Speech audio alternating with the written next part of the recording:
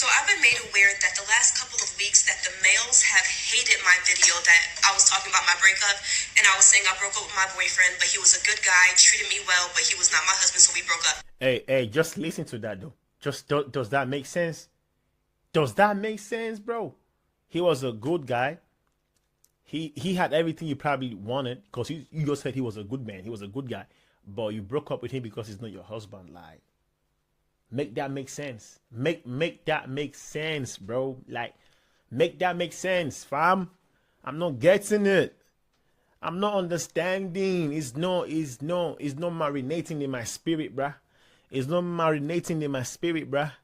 They had a problem with that because basically what they're saying is good enough should be good enough. But let me tell you one thing, good enough was never good enough for me. I live my life on 10 with everything that I do. I'm not going to look at something that's good and think that it's husband because